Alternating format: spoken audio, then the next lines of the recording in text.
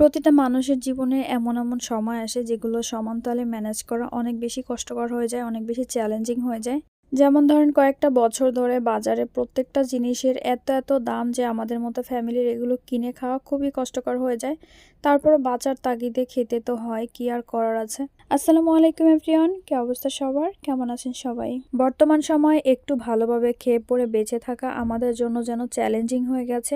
তারপরও বেঁচে থাকার জন্য আমরা সবাই এই চ্যালেঞ্জ লড়ে যাচ্ছি, কিন্তু ভবিষ্যতে কি হবে তা কেউই জানি না।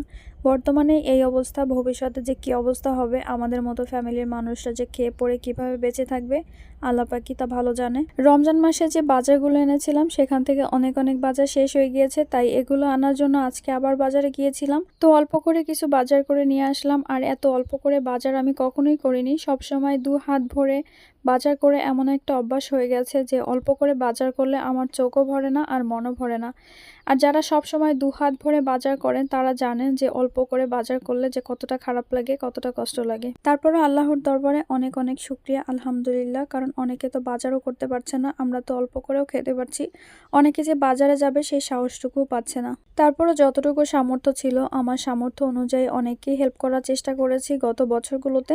এবছর পারছি না, কিন্তু আল্লাহ পাকের কাছে এটাই দোয়া করি, আল্লাহ পাক আমাকে যেন এমন সামর্থ্য দেয় যে আমার আশেপাশে অসহায় মানুষগুলোকে আমি সবসময় সহযোগিতা করতে পারি। আল্লাহর কাছে সবসময় এটাই চাই। তো যাই হোক, বাজার থেকে আসতে প্রায় 5টা বেজে গেছে। এর মধ্যে ইফতারি বানাতে হবে, তাই ঝটপট করে বাজারগুলো গুছিয়ে রেখে এরপর ইফতারি বানাতে চলে আসলাম। আর এইদিকে আমার বুরিন্দাও শেষ হয়ে গিয়েছিল, তাই অল্প কয়েকটা বুরিন্দা বানিয়ে নিয়েছি। কারণ ঘরে আমি সবসময় বেশি করে বানিয়ে রাখি, কিন্তু শেষ হয়ে যাওয়ার কারণে ভেবেছিলাম যে আজকে আমি বাজার থেকে এনে কাজটা সেরে নিব, কিন্তু বাজারে যে বুরিন্দাগুলো দেখেছিলাম এগুলো আমার একদমই পছন্দ হয়নি, দেখেই পছন্দ হয়নি, তো খাবো কি, এজন্য আর আনিনি। তো ভাবলাম আমি বাসায় বানিয়ে নিই অল্প করে, পরে আমি বেশি করে বানিয়ে নিব। আর বাসায় আমি বেশি করে বানাই, কিন্তু আজকে শেষ হয়ে গিয়েছিল তাই বানাতে পারিনি, বেসন টেসন ছিল না। তো আজকে বেসন এনে তারপরে ঝটপট করে অল্প করে বানিয়ে নিয়েছি। আর দেখেন অল্প সময় আমার বুরিন্দাগুলো কতটা সুন্দর হয়েছে, তাই না? একদম সফট হয়ে গেছে, নরম হয়ে গেছে।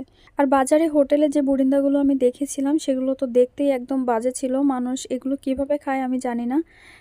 যখন আমি ঢাকায় ছিলাম বা অন্যান্য শহরে ছিলাম তখন দেখেছি বুরিন্দা অনেক সুন্দর করে বানায়। আর সেই আশায় আমিও এখানকার দোকানে গিয়েছিলাম বুরিন্দা আনার জন্য, কিন্তু এখানকার বুরিন্দা দেখেই আমার পেট ভরে গিয়েছে। আর এখানকার হোটেলগুলোতে হয়তো খুব সুন্দর করে বুরিন্দাই বানাতে জানে না, তাদেরকে আমি বলবো যে আমার কাছে আসে এবং সঠিকভাবে বুরিন্দা বানানোটা শিখে যান, তারপরে বুরিন্দা বানাবেন, তাতে করে আপনার কাস্টমার নষ্ট হবে না। যাই হোক, একটু মজা করলাম, কেউ আবার কিছু মনে করবেন না যেন।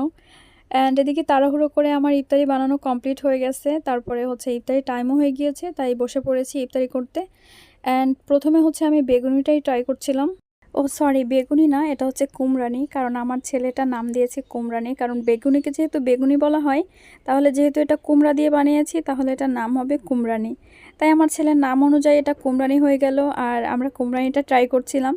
তো এটা আমার কাছে বেগুনের থেকেও বেস্ট লেগেছে, বেশি মজা লেগেছে। বাজারে ভালো কোনো বেগুন পাইনি, এজন্য বেগুনের কাজটা আমি কুমড়া দিয়ে সেরে ফেলছি। আর এটাও কিন্তু বেগুনের থেকে কোনো অংশ কম নয়, এটাও কিন্তু অনেক বেশি মজার। তারপরে একটু খেজুর খেয়ে নিলাম, এরপরে আমার হাতের বানানো খুব সুস্বাদু বুরিন্দাটা ট্রাই করলাম। তো সব কিছু ট্রাই করে একটু একটু করে এরপর আমি সব মাখিয়ে নিচ্ছি, কারণ এই মুড়ি মাখাটাও কিন্তু অনেক বেশি মজা লাগে। ছোলা বুটের সাথে এখানে আমি শসা কুচি নিয়েছি, টমেটো কুচি, তারপরে লেবু কুচি অ্যান্ড বেগুনি, তারপরে পেঁয়াজু, সব কিছু মিলিয়ে বুরিন্দা, সব কিছু মিলিয়ে মুড়ি মাখাটা আমার কাছে সবচেয়ে বেশি মজা লাগে।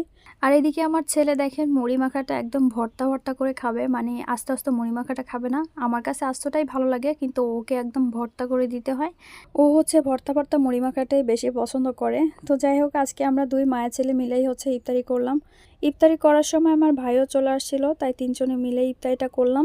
বাড়িতে যেহেতু আমরা দুজন ছাড়া কেউ ছিল না, তাই এত কষ্ট করে এতগুলো ইফতারি না বানালেও হতো, কিন্তু আমার ছেলের আবদার, তাই জন্য এত কষ্ট করে বানাতে হলো। আর এদিকে দেখেন বাজার করে আসার সময় এই সিমটা ভুল করে গাড়িতে ফেলে আসছিলাম, কারণ ব্যাগে যেহেতু জায়গা ছিল না সেজন্য আমি আলাদা করে নিয়েছিলাম আর ব্যাগ নিয়েছি, কিন্তু এই সিমটা ভুল করে ফেলে রেখে আসছিলাম। আর একজন বাসায় এসে পৌঁছে দিয়ে গেছে, তাকে অনেক অনেক ধন্যবাদ। আর দেখেন আমার ফ্রিজে সব কিছু আচার দিয়ে ভরপুর, আচার আর সস দিয়ে ভরপুর, কারণ এগুলোই থাকে সবসময়, এগুলোই আমার পছন্দ। তো যাই হোক, আজকের ভিডিওটা এই পর্যন্তই, দেখা হবে নেক্সট ভিডিওতে। সেই পর্যন্ত সবাই ভালো থাকবেন, সুস্থ থাকবেন, আর আমার জন্য দোয়া করবেন। আর আমার এই ছোট্ট ছোট্ট ভিডিওগুলো ভালো লেগে থাকলে অবশ্যই লাইক কমেন্ট শেয়ার করে দিবেন। আল্লাহ হাফেজ, আসসালামু আলাইকুম।